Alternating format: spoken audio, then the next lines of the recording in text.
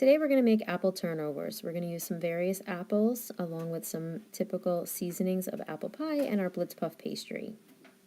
So to begin, we're going to start with 2 apples. We're going to use a Granny Smith apple, which is very tart and very crunchy. And then we're also going to use a Macoun apple, which is very sweet and very juicy. I'll explain more later. We're going to begin by trimming off the tops and the bottoms of our apples. Make sure that you have a garbage bowl nearby so you can keep your space nice and clean. We're going to go ahead and peel our apples. Just be really careful that when you're peeling that you take your time so that you don't grab your knuckle or your finger. That can sometimes happen. So that's a little bit of a safety tip.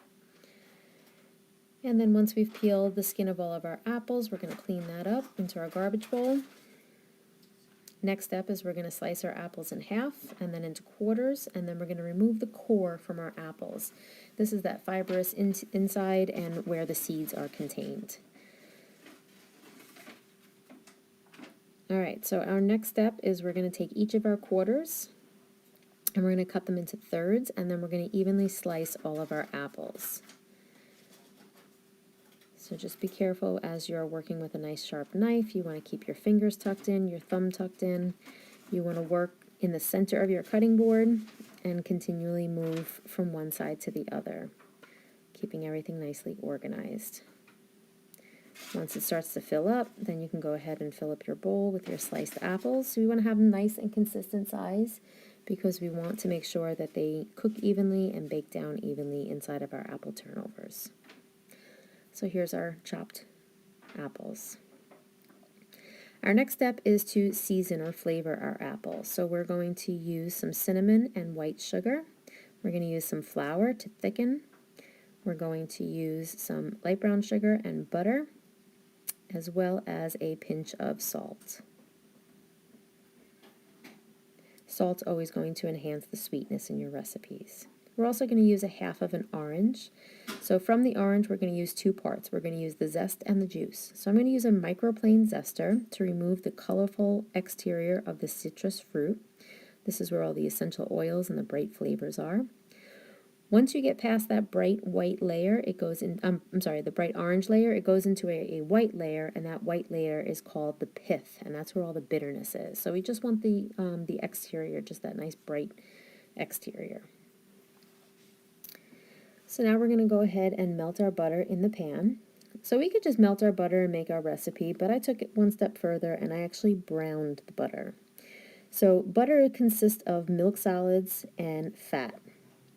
So as you begin to cook down your butter and it heats up, you'll notice that butter starts to brown. So that's the milk solids that are caramelizing.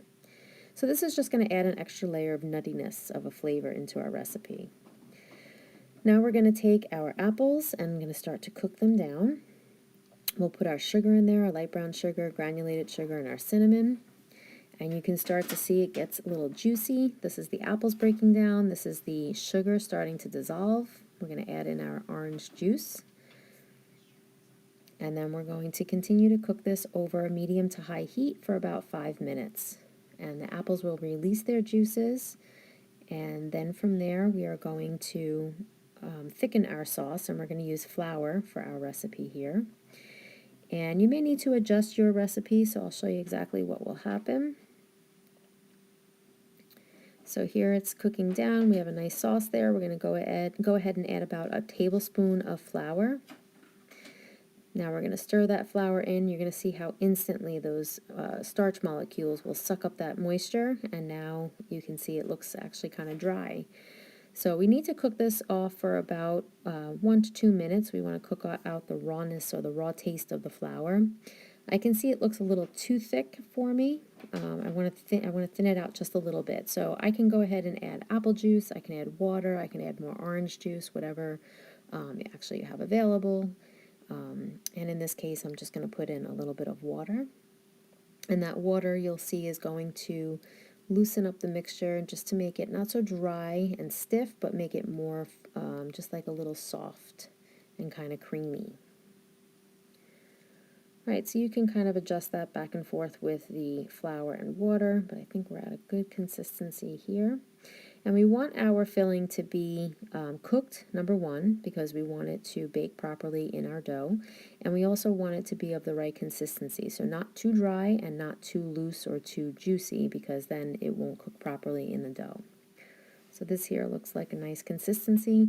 What we're going to do next is we're going to take this and put it into a bowl, and we're going to set it aside in the refrigerator so it starts to cool.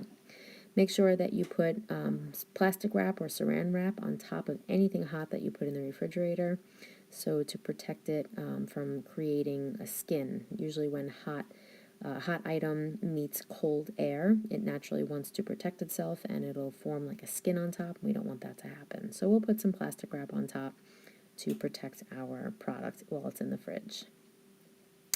Get all those apples up. We want every last bit of them. This makes exactly 8 turnovers, so we need every last bit of those apples.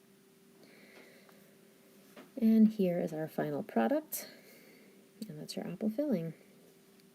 So our next step is to take our Blitz puff pastry dough. So you can go back on our YouTube channel and see how to make it.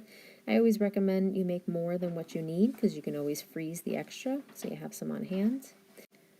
So we make sure we always use enough flour to keep the dough from sticking to the surface, but make sure that our dough stays nice and cold.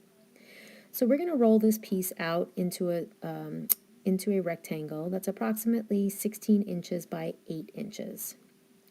Our final dough is going to be 4 by 4 squares. So I want to now just cut off my edges, trim them very thinly to make sure I have nice even edges. And I fold the dough in half so I get that nice even piece, and then I line it up so that I can see exactly where it's going to fold into the perfect triangle. So these come out to be about 4 by 4 pieces, 4 inches by 4 inches. We're going to need some glue to hold the dough together, keep that filling protected and inside the dough, so we're going to use an egg wash.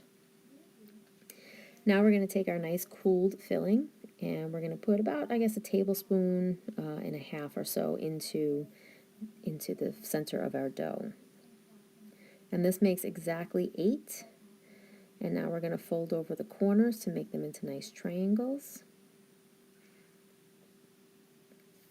And then our next step is going to be to seal them. So let's move these out of the way so we have a little space.